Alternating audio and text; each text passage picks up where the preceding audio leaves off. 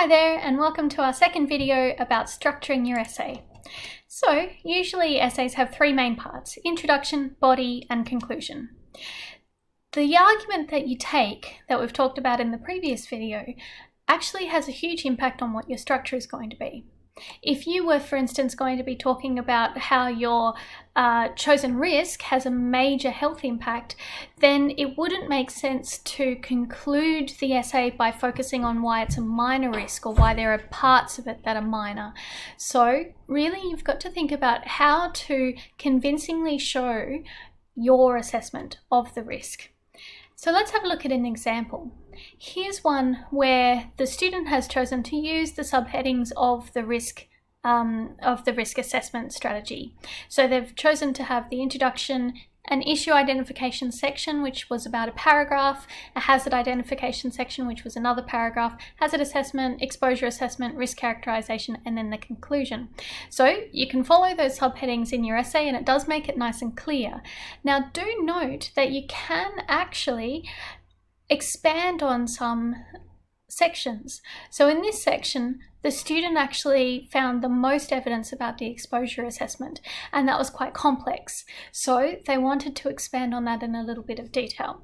So do think about how the information that you've got fits into the risk assessment framework that you're using, and do think about how each point is going to help you to build your argument. Another example is one from the health assessment on the Bangladesh power plant, the coal power plant. And you can see in this one from this outline that the student hasn't actually used the same subheadings as in the previous example. What they have done instead is to weave the risk assessment through the different sections. So what they do here, first of all, is to talk about the overall context. So what are the health impacts of the coal power plant in Bangladesh, where they again say their key message, and what's the land displacement linked to the health impacts. So first of all, what are some of the impacts of this particular risk? And then they introduce the coal plant, or they talk about the introduction of the coal plant, which had a weak regulation, particularly around pollutants. And they spend the next few paragraphs talking about those particular pollutants. Now that's because they found a lot of literature about that particular problem.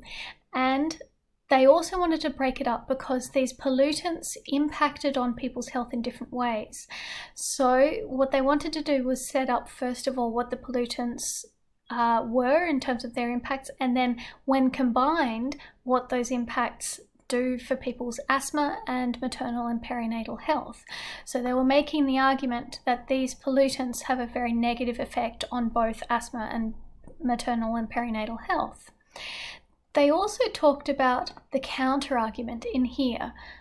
The fact that, well, those pollutants might not be the only thing that contribute to problems with asthma and maternal and perinatal health. So what they've done is they've given themselves a bit of space in there to talk about the fact that, okay, even though the pollutants might not be the key health risk, there are still many other things that contribute to health risks in this particular situation. So they then follow up that counter-argument with more evidence down here. So they've grouped different types of evidence together to be able to say, okay, on the one hand, it seems to, or it could have very serious health impacts to do with the pollutants. But because the case study doesn't have enough information, because there isn't enough research, these health associations between the pollutants and people's asthma and perinatal health need to be examined in more detail.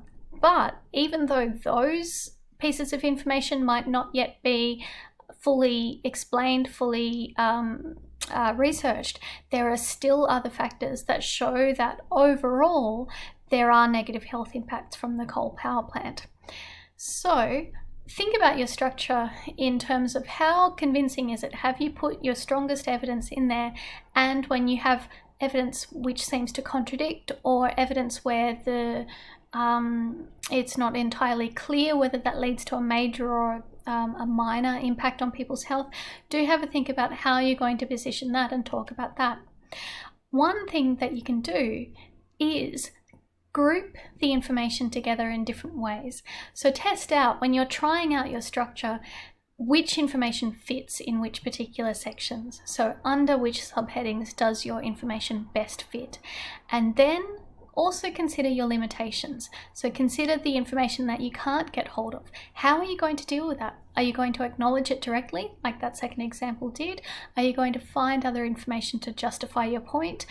And are you going to make those limitations part of your argument? That can be one of the cases, like we saw with the coal power plant, where they've said, even though there are these problems, there's enough research to show that there are strong pieces of evidence that the coal power plant has major impact on health risks, and that more research needs to be done to assess it accurately.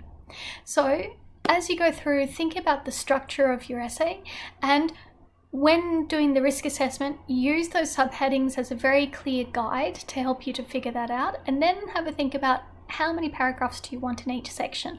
How much information do you want to have? What's the clearest and the strongest pieces of evidence that you can put in there? Okay, our next video is going to be talking about the elements of writing. So introductions, paragraphs, conclusions, and editing.